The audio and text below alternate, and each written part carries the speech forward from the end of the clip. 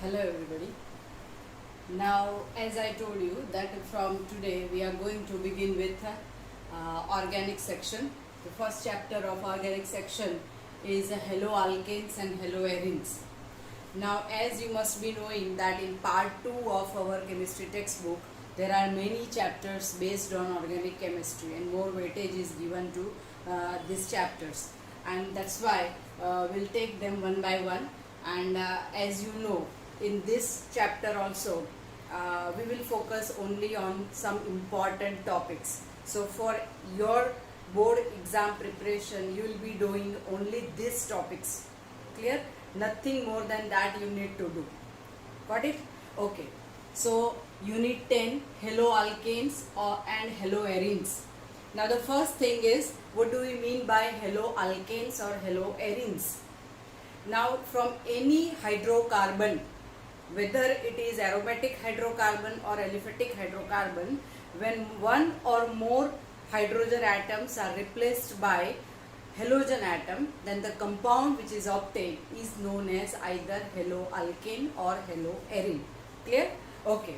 Now first important topic of this chapter is a classification of haloalkanes and haloarenes. From this topic you can be asked short questions of 2 marks, or most importantly this topic is very important for your MCQs. Clear? Okay. Now in classification, the first type means the classification which is based on number of halogen atoms.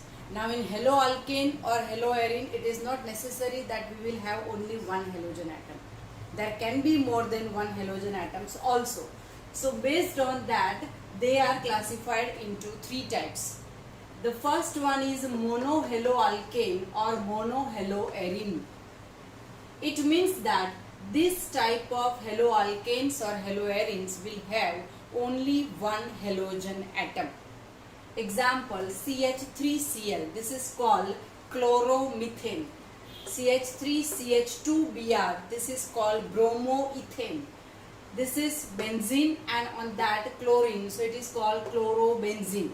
Clear? So here you can see only one halogen atom is there, and so they are called monohaloalkanes or arenes. Now first 2 are haloalkanes and this one is haloarene. Clear? Second is dihaloalkane or dihaloarene.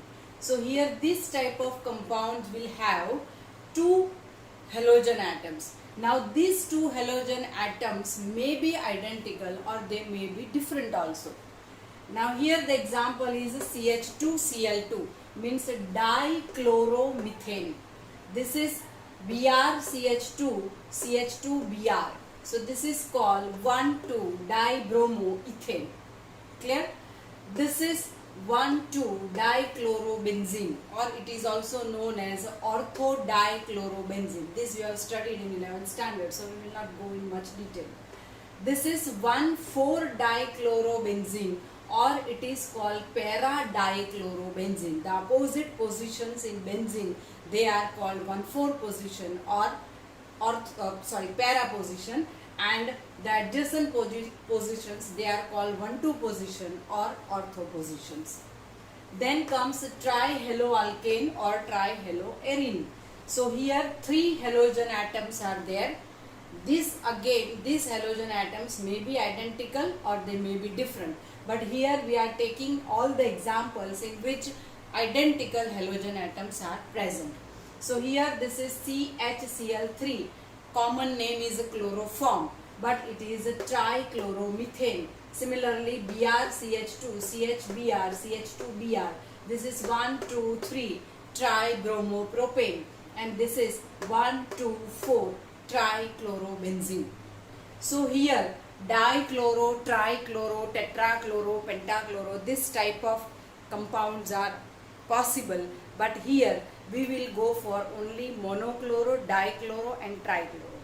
This tri or tetrachloro or tetrahalo alkanes or arenes, they are also known as polyhalogen containing compounds. They are also known as polyhaloalkanes. or polyhaloarenes. Okay, so this is the first classification, which is based on the number of halogen atoms. Now second is based on the hybridization of carbon of CX bond. CX, X means any halogen. So CX bond. So the carbon of this CX bond is which type of hybridized, whether it is sp3 hybridized or it is sp2 hybridized. sp3 hybridized means that carbon is singly bonded to the remaining 4 atoms. Clear? Because we know that carbon is a tetravalent, and if all the 4 valencies of carbon atom are satisfied by single bond, then that carbon is called sp3 hybridized carbon. Clear?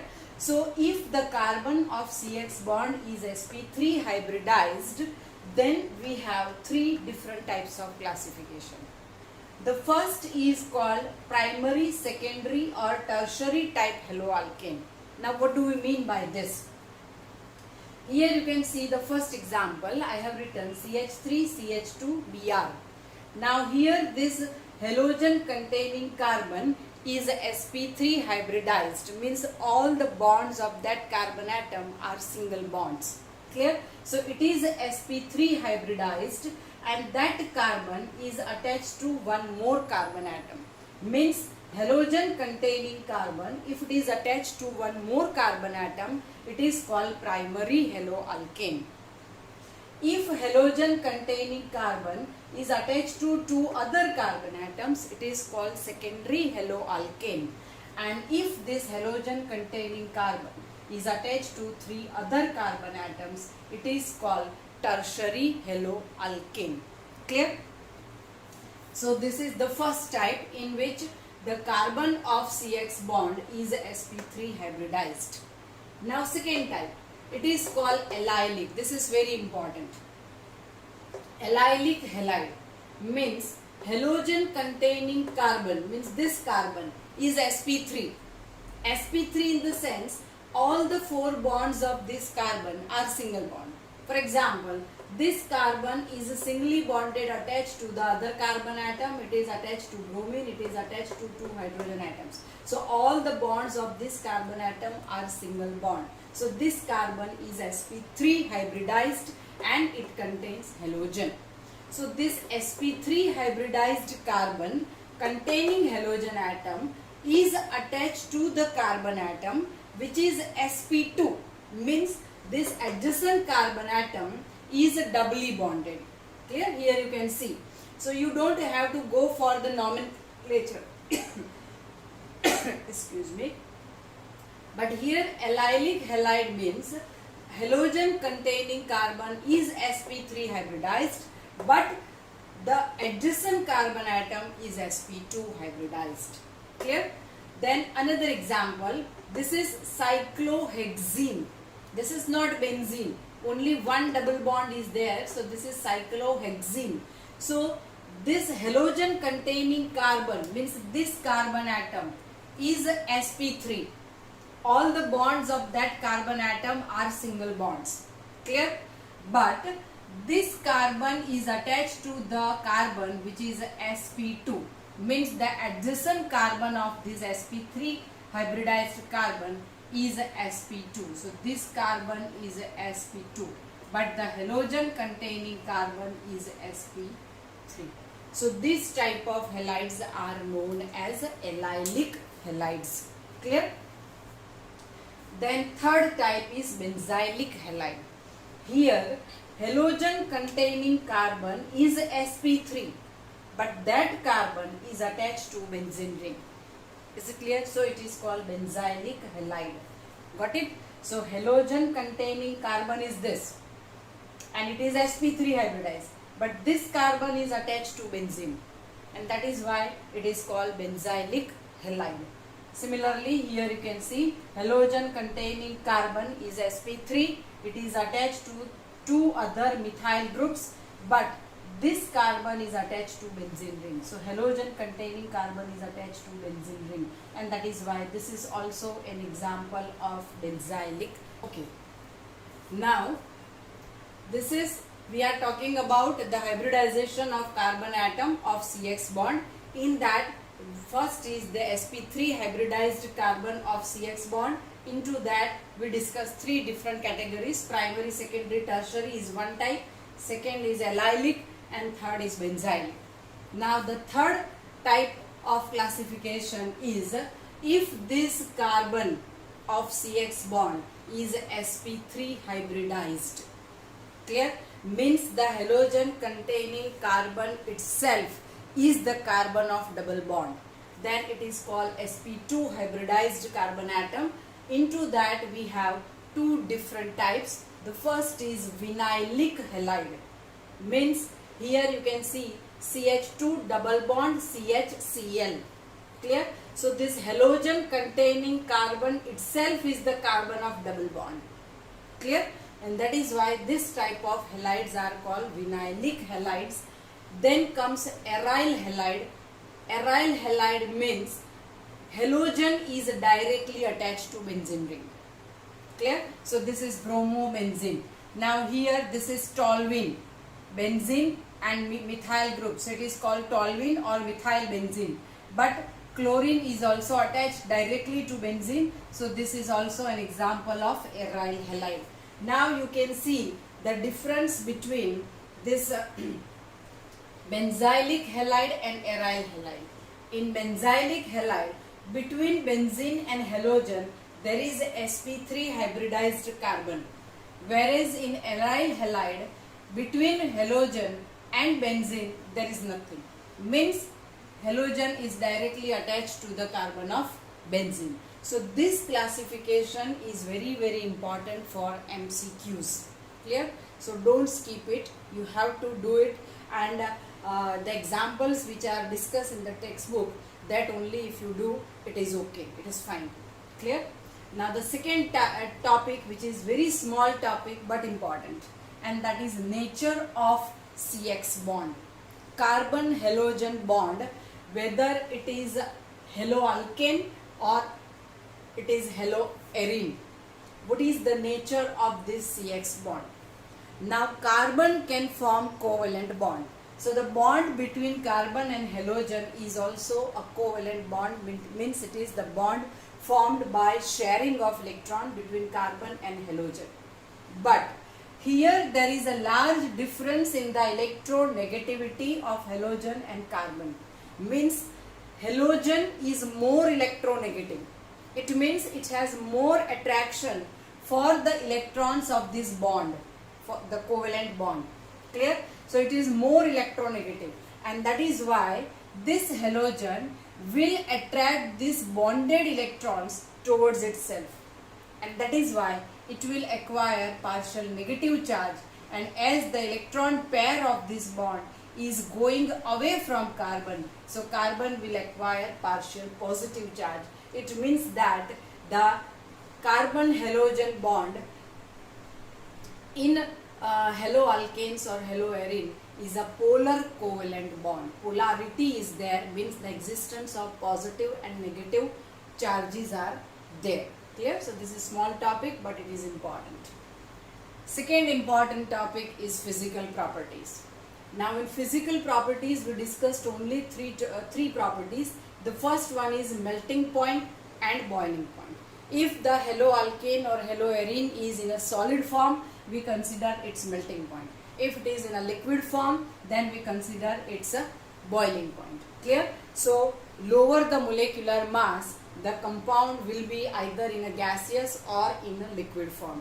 But if molecular mass increases, then the physical state will also change. So higher molecular mass haloalkanes or haloarines, they are in solid form. Clear? Now melting and boiling point. So here I have written it is higher than hydrocarbon. As I told you in the beginning that haloalkanes or haloarines are formed when one or more halogen atom of alkane or arine is replaced by halogen atoms. Clear? So compared to the hydrocarbon, haloalkanes have higher melting or boiling point. Why? Because compared to hydrocarbon, in haloalkanes halogen is present, and the the atomic mass of halogen is higher than that of hydrogen atom. So molecular mass of haloalkane is more than that of hydrocarbon, and so melting point or boiling point will be higher. Clear? One more thing is, here in haloalkanes the CX bond is a polar covalent bond, so intermolecular attraction is more. Clear? And that is why also the boiling point or melting point is higher. Second is density. Density means mass by volume. Now here, if the mass increases, that density will increase. So with increase in the number of carbon atoms, for example, if I take CH3Cl, or if I take CH3CH2Cl. Now here, this is chloromethane, which has only one chlorine atom. This is chloroethane, it also has one chlorine atom. But compared to chloromethane, there is one more carbon atom and two hydrogen atoms here. And that is why the molecular mass of this compound is higher. So its melting or boiling point will be higher. So if number of carbon atom increases, then density will increase because mass will increase. Clear? Similarly, halogen atom. If halogen atom increases, then also density will increase. For example, this is chloromethane, but suppose I write CH2Cl2. This is dichloromethane. Then this is trichloromethane. So carbon atom is the same, number of carbon atom is the same, but halogen atoms are increasing, so mass will increase, molecular mass will increase, and that is why density will increase. Third factor is atomic mass of halogen. Means, suppose I take CH3F, if I take CH3Cl, if I take CH3Br, and if I take CH3I. In all these haloalkanes, you can see carbon atom and hydrogen atoms are same, but halogen atoms are different. So when we go from fluorine to iodine, atomic mass of halogen increases. So the overall molecular mass will increase. So here, compared to fluoromethane, molecular mass of iodomethane is higher, and that is why its density will be higher. So density of hydrocarbon increases with increase in carbon atoms or halogen atoms or atomic mass of halogens. Then third point, that is solubility, which is very important. Here haloalkanes are less soluble in water. This can be asked in a 2 marks give reason type question. Why haloalkanes are less soluble in water? Now when any compound is to be dissolved in water, then the old bonds present in that compound and water must be broken, and new bonds between water and that compound must be formed. Clear? So here, when the haloalkane is added to water, then this is haloalkane. So the bond between this haloalkane should be broken, and in water, as we know, there is hydrogen oxygen covalent bond, as well as there is intermolecular hydrogen bond also. So between water molecules, these two types of bonds are there, covalent bond and intermolecular hydrogen bond. So here much energy is required to break these bonds. But when this haloalkane is to be dissolved in water, then the new bond has to be formed between haloalkane and water. So less energy is required, less energy is released. When the bond is formed, then energy is released. More is the energy released, stronger will be the bond formed.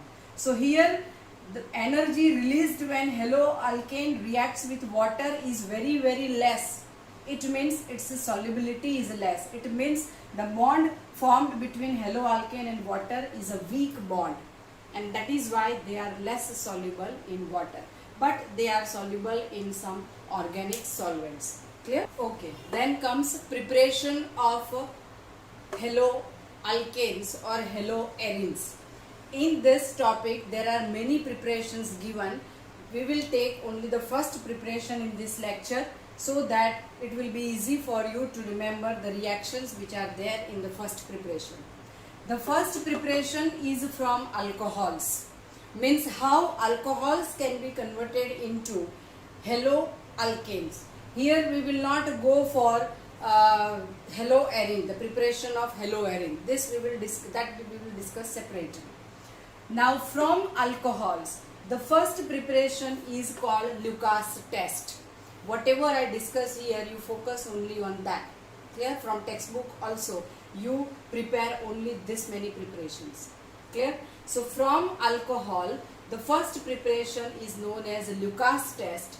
In this, alcohol is reacted with hydrochloric acid in presence of zinc chloride. This zinc chloride here will act as catalyst. Clear? So that this OH of alcohol will be replaced by chlorine and we will get chloroalkane, and this OH will combine with H and it will form water. Clear? So this preparation is known as Lucas test. In this preparation we will get only chloroalkane.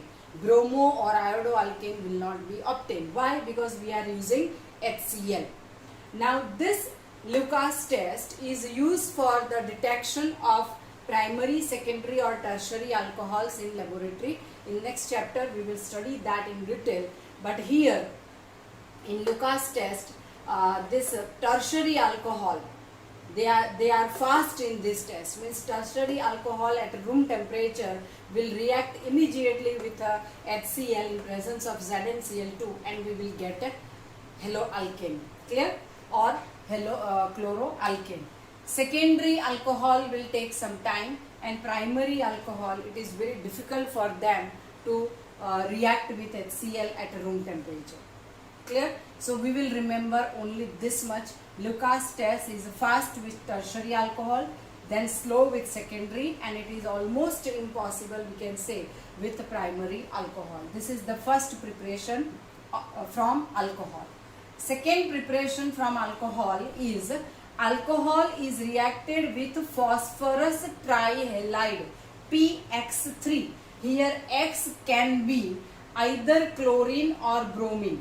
Clear? So when 3 moles of alcohol are reacted with phosphorus trichloride, then we get 3 moles of haloalkane plus H3PO3, matlab phosphorus acid. Clear? Here 3 halogen atoms are there, so we need 3 moles of alcohol. Third preparation from alcohol is reacted with phosphorus pentachloride PX5. Here again X is either Cl or Br. Clear? Sometimes we can take iodine also. But here the question is, here there are 5 halogen atoms, but we are not taking 5 moles of alcohol. This you have to remember. We are taking only 1 mole of alcohol. It is reacted with 1 mole of phosphorus pentachloride. So we get a haloalkane plus POX3. This is called phosphorus oxyhalide, and then hydrohalic acid. Clear? Okay. Fourth preparation is alcohol is reacted with any halogen like Br2 or I2. See here we are not using F2 or Cl2. Clear? In presence of red phosphorus. So we get alkyl halide or haloalkane.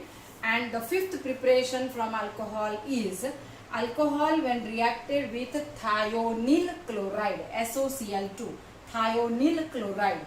Then we get haloalkane, means only chloroalkane. Like Lucas test, here also we are getting only chloroalkane plus SO2 gas plus HCl gas. So this method is more preferred because here the other 2 products which are obtained, they are in gaseous form. So they can be easily escaped from the mixture and we get haloalkane in a pure form.